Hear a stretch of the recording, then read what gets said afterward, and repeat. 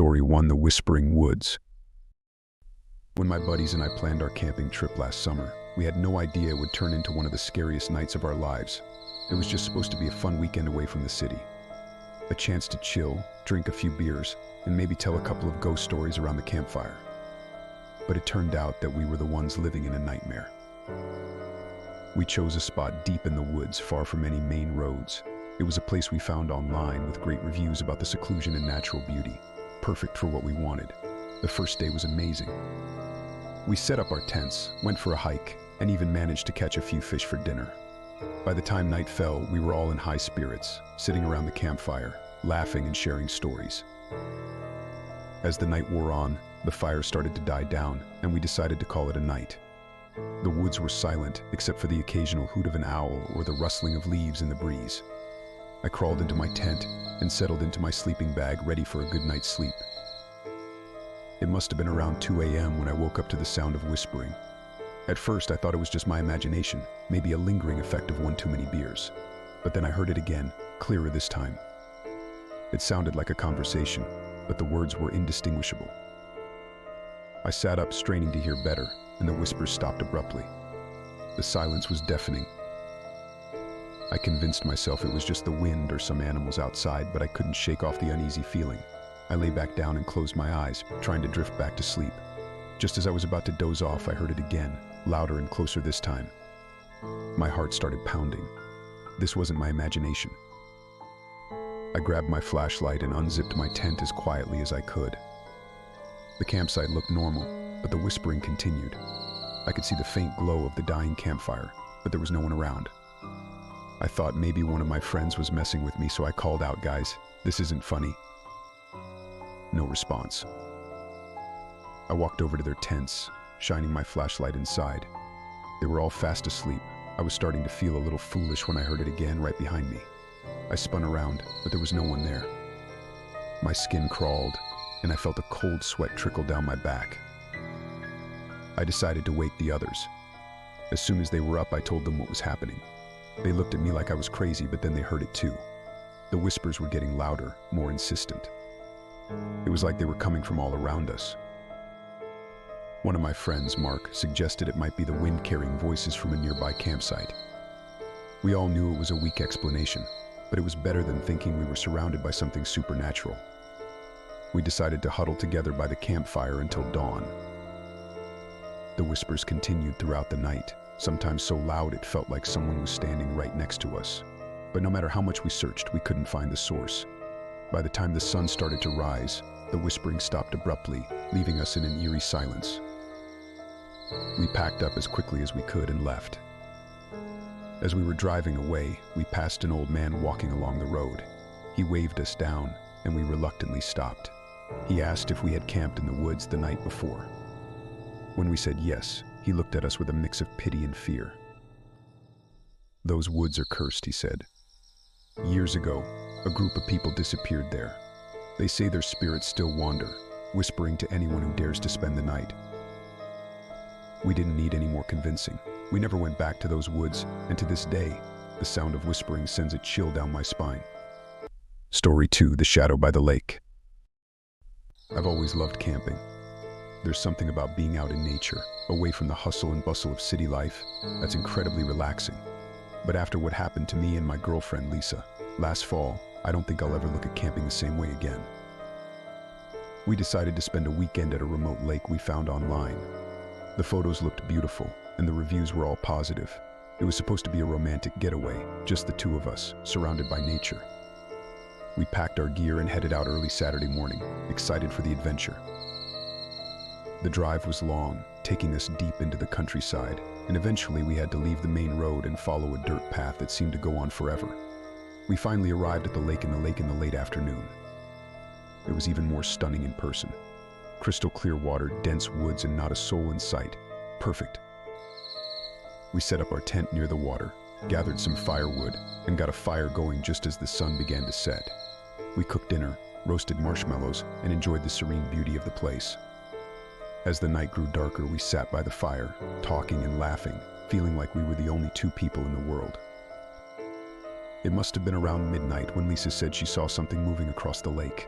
I turned to look, but all I saw was the dark expanse of water reflecting the moonlight.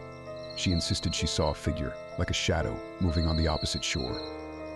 I laughed it off, saying it was probably a deer or something. But Lisa couldn't shake off the feeling. She was on edge, constantly glancing across the lake. To calm her down, I suggested we go to bed. We put out the fire, crawled into our tent, and zipped it up. I was tired and fell asleep almost immediately, but Lisa stayed awake, listening for any unusual sounds. A few hours later, I was jolted awake by Lisa shaking me. "Did you hear that?" she whispered, her voice trembling. I listened intently. At first there was nothing, just the normal sounds of the forest. But then I heard it. A faint, rhythmic splashing like someone wading through the water. I grabbed my flashlight and unzipped the tent, stepping out into the cold night air. The sound stopped. I scanned the area with the flashlight, but everything seemed normal. Just as I was about to turn back, I saw it. A dark figure standing at the edge of the lake, partially hidden by the trees. It was too far away to make out any details, but it was definitely human-shaped. "Hello," I called out, trying to sound brave. No response. The figure didn't move. It just stood there, watching us. I felt a chill run down my spine. I backed into the tent and zipped it up, trying to stay calm for Lisa's sake. We sat there, listening, but the splashing didn't return. We spent the rest of the night huddled together, barely sleeping. As soon as the first light of dawn broke, we packed up our things and left. I was never so relieved to be back on the road, leaving that eerie lake behind. A few days later, curiosity got the better of me, and I decided to do some research on the area. I found an old news article about a man who had drowned in that lake years ago. His body was never found, and some locals believed his spirit still haunted the place. I don't know if what we saw was real or just our imaginations playing tricks on us, but I'm not planning to find out. That camping trip taught me one thing: some places are better left undisturbed. Story 3: The Vanishing Camper.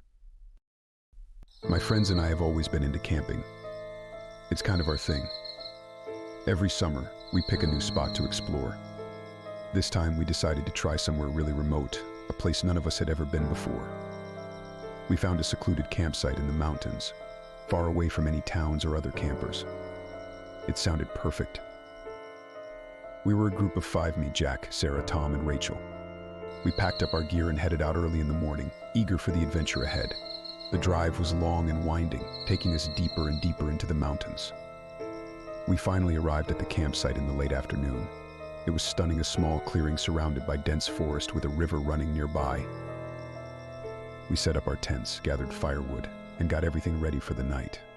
As the sun set, we built a fire and sat around it, enjoying the peacefulness of the place. We talked, laughed, and shared stories, feeling completely cut off from the rest of the world.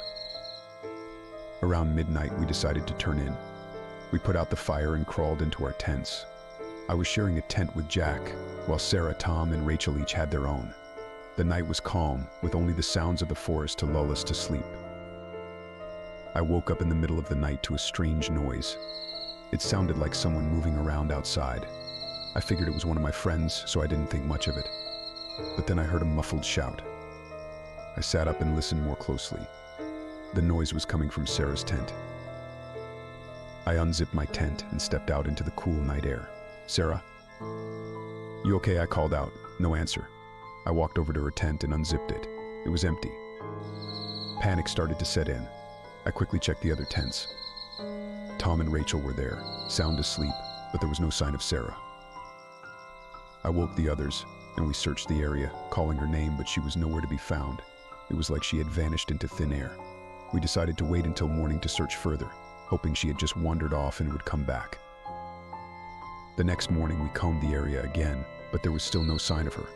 We were miles from civilization, with no cell service. We didn't know what to do. We decided to split up and search in different directions, agreeing to meet back at the campsite in a few hours. Jack and I headed toward the river, while Tom and Rachel went deeper into the forest. As we walked along the riverbank, we called out for Sarah, but there was no response. We were starting to lose hope when we heard a scream. It was coming from the direction Tom and Rachel had gone. We ran back to the campsite and found Tom and Rachel standing there, pale and shaken. They pointed to the edge of the clearing, where we saw something that made our blood run cold. There, hanging from a tree, was a crude doll made of sticks and cloth. It had a piece of Sarah's clothing tied around it. We took it down, trying to make sense of what was happening. None of us had ever seen anything like it. We decided it was time to get out of there and find help. We packed up our things as quickly as we could and started the long hike back to our car. As we made our way down the trail, we kept looking over our shoulders, feeling like we were being watched. The sense of dread grew with every step. We finally reached the car and drove to the nearest town, where we contacted the authorities. A search team was sent to the campsite, but they found no trace of Sarah or any clues about what had happened to her. To this day, we don't know what happened that night. Some people say she must have gotten lost or fallen into the river, but we know it was something more sinister. That doll. The eerie feeling of being watched, it was like something out of a nightmare. We never went back to that campsite, and we stopped camping altogether after that. The memory of Sarah's disappearance still haunts us, and I don't think any of us will ever forget the terror we felt in those mountains.